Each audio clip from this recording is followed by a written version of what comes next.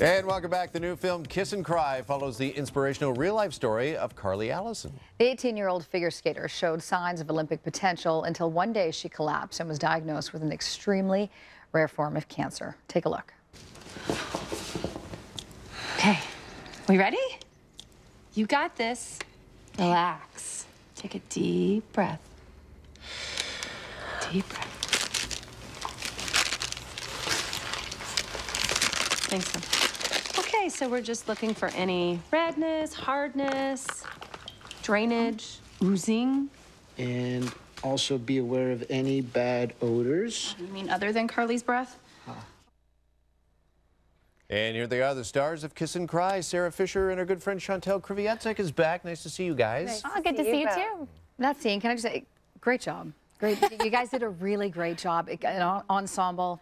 It was you did a really awesome job. Mom and daughter right there. Oh. You're quick. I liked it. I like that too. Actually, in real life, she's more like my little sister. But, you know, I need to ask you guys about this.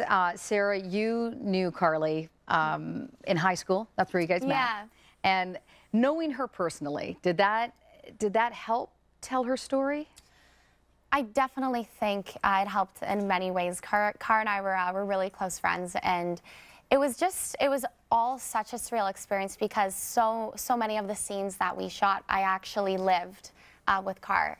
Right, like at the ACC when she sang the anthem. Yeah, she invited me to come that day, and I watched her, and I remember I was bawling because Car, one of the surgeries that she had to have to remove her first diagnosis of cancer, they had to lower her voice box, and her voice was deeper and lower, and she's an incredible singer. So when she went out and sang, at the end of the song, she sang up, and she sang the higher note, which was a lot more difficult for her.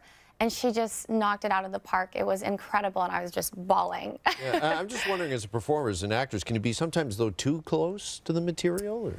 Never too close to the material. I don't think so. Yeah. Yeah. I think the closer I was, the more it helped bring her to life through me in a way, and I was glad, and you know, it was an honor to be able to be that close to such an incredible. And Chantal, you got close to the mom as well. They actually opened up their house. I heard when you guys were filming. So that was their house in the movie. We were just in the kitchen. Wow. In that shot. It was really powerful. When I had received the memo that we were going to be shooting on the real locations of her life, I saw it like in the family home. I literally had to like almost swipe.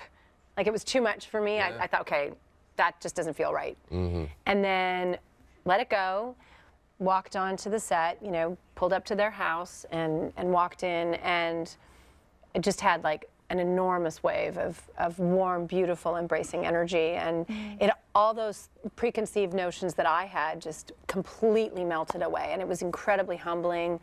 And, you know, it made me realize that the thing about this cancer thing is that no one is immune. I mean, these are people who are accomplished and show excellence in every area of their life. You know, they've manifested amazing things, and they're fortunate and all that good stuff, but yeah, you know, it's so can't. true, and I think it's such a great point. As an athlete, right, your body is your tool, and you train that body, and then when it lets you down. Yes. Well, there was also in the movie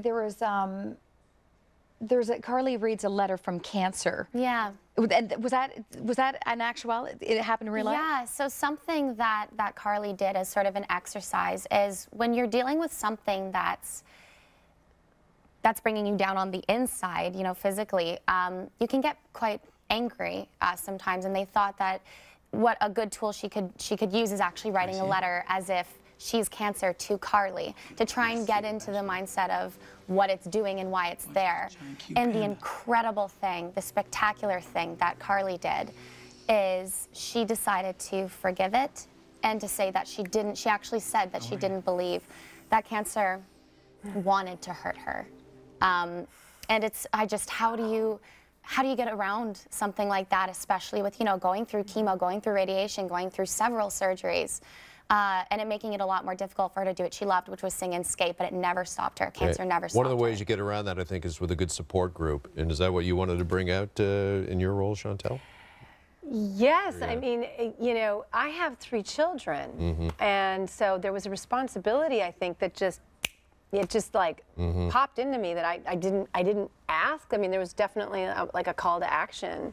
And there's a fantastic scene. And I wonder if her mom really did this or if that was you just acting, but when you jump into the doctor's arms and you hear that she's in remission, that the cancer's gone, and that was, I mean, that's what every mother feels. I'm sure a lot of doctors get jumped. Yeah, get jumped by mothers everywhere. When we hear the news we want to hear. On that note, multiple screenings across Canada. For more information, go to kissandcrymovie.com. Sarah Fisher and the great Chantal Kreviazuk. Great to see you both. Thanks, Jen. Oh, thank you. Thank you, guys.